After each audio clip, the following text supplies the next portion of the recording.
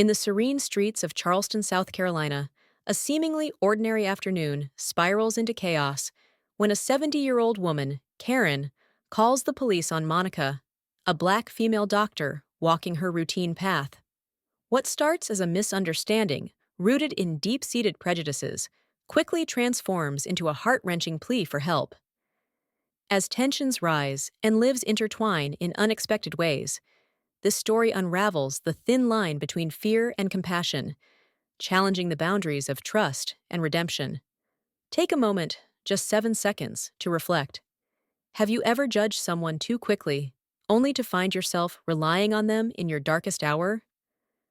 Dive into this tale of misjudgment and miraculous change, and discover how a single moment can redefine an entire community.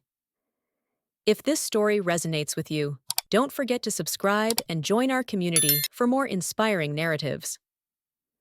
Karen had always taken pride in her quiet Charleston neighborhood. Every morning, she'd sip her tea on the porch, greeting familiar faces with a warm smile. Having lived there for over 40 years, she knew nearly everyone by name and cherished the close-knit community she helped build. But Karen's past weighed heavily on her.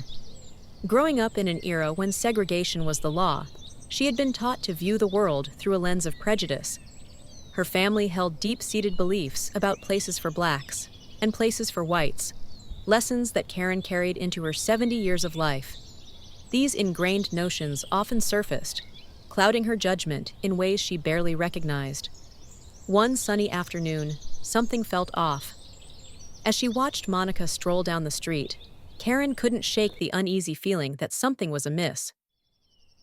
"She just doesn't belong here," Karen muttered to herself, her eyes narrowing with suspicion.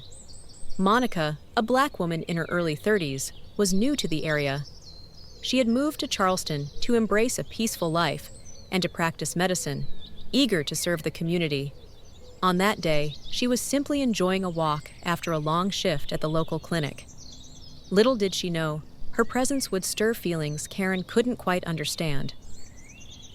Maybe she's lost, Monica thought, noticing Karen's lingering gaze but choosing to keep walking. As the sun dipped lower, Karen's discomfort grew. She prided herself on knowing every corner of her neighborhood, every neighbor's routine. But seeing Monica, a black woman, made her uneasy. Her mind raced with unfounded fears, worrying that Monica might be observing the neighborhood with ill intentions, perhaps planning to commit a burglary. After all, Karen was alone at home with her 5-year-old grandson, and the thought of a stranger lurking nearby gnawed at her peace of mind. Picking up her phone, she dialed the local police, her hands trembling slightly. "There's a woman here who looks out of place," Karen insisted when the officer answered. Her voice carried an edge of fear that masked deeper prejudices she hadn't fully acknowledged. The neighborhood buzzed with whispers as the news of the call spread. Friends and neighbors were puzzled by Karen's sudden alarm. Why would she call the police on someone just walking their dog? They wondered. Meanwhile, Monica continued her walk, unaware that her day was about to take an unexpected turn. The tension in the air was palpable, setting the stage for an encounter neither of them had anticipated. Karen glanced nervously at her grandson, who played quietly in the yard, adding urgency to her misplaced fears. As the police car approached, Monica felt a mix of confusion and concern. She knew she lived nearby and had every right to be there, but Karen's distrust cast a shadow over her intentions. "Is there a problem, officer?" Monica asked politely, holding up her ID. The officers exchanged glances, sensing the brewing conflict. Little did they know, this was just the beginning of a day that would challenge their perceptions and change their lives forever. As the police car pulled up to the curb, Monica felt her heart race. The officers approached with measured steps, their expressions neutral yet inquisitive. "Good afternoon, ma'am," one officer greeted, his voice steady. "Can we see some identification, please?" Monica handed over her ID without hesitation, her hands slightly trembling. "Of course," she replied calmly, hoping to diffuse the growing tension. Behind her, Karen watched intently, her grip tightening on the phone as she awaited the officer's response. "Is everything all right, Karen?" Monica thought, noticing the worry etched on the elderly woman's face. The lead officer examined Monica's ID, nodding thoughtfully. "Everything seems in order," he stated, but there was an underlying uncertainty in his tone. "Can you tell us what brings you to our neighborhood today?" Monica took a deep breath, choosing her words carefully. "I live just a few blocks away and was out for a walk after my shift at the clinic," she explained, maintaining eye contact. The officers exchanged glances, sensing the unease lingering in the air. Karen stepped forward, her voice rising slightly. "She's definitely not from around here," she insisted, her eyes narrowing with suspicion. "I saw her walking alone, and it just didn't feel right." Monica felt a flush of frustration, but remained composed. "I've lived here for months now," she responded, her voice steady. "I understand it might be unfamiliar, but I'm just trying to enjoy a peaceful evening." The second officer, sensing the escalation, tried to mediate.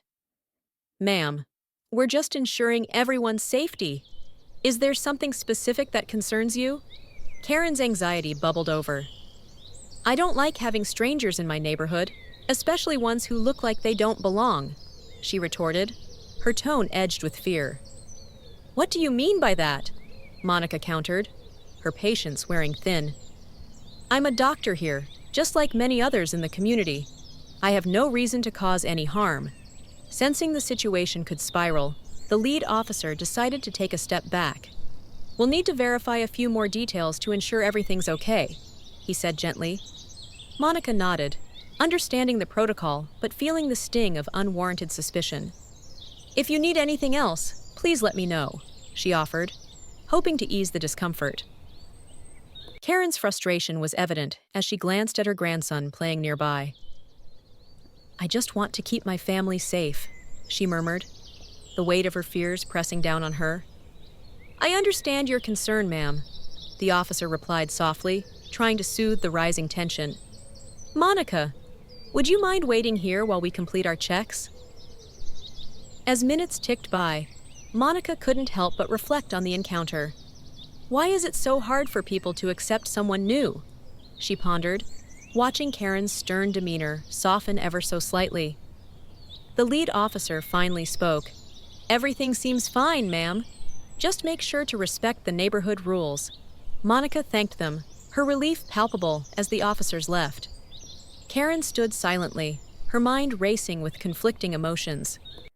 "I didn't mean to cause trouble," she whispered, a hint of realization dawning in her eyes.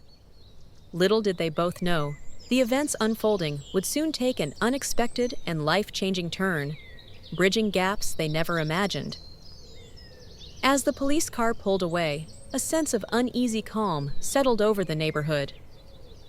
Monica took a deep breath, relieved that the confrontation had de-escalated. She glanced over at Karen, who was still standing by her porch, watching closely. "I hope everything's all right," Monica murmured to herself, shaking off the lingering tension. Little did she know, the afternoon was about to take a drastic turn. The sky began to darken, casting long shadows across the street, adding to the growing unease. Suddenly, Karen staggered, clutching her chest with a gasp. "Oh my God!" she cried, her face contorted in pain. Monica's instincts kicked in immediately. "Karen!" she exclaimed, rushing to her side. "Are you okay?" Karen struggled to speak, her breaths shallow and rapid.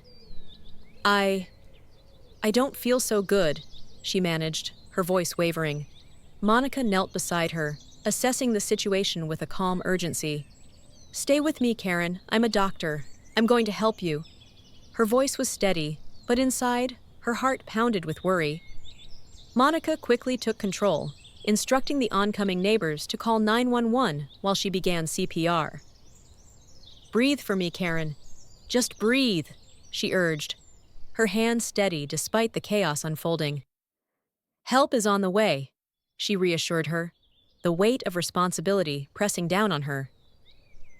Karen's grandson, sensing the distress, stood nearby, watching with wide eyes. "Daddy, what's happening?" he asked softly, his voice tinged with fear. Monica glanced at him, offering a comforting smile. "Don't worry, sweetie. We're going to take care of Grandma."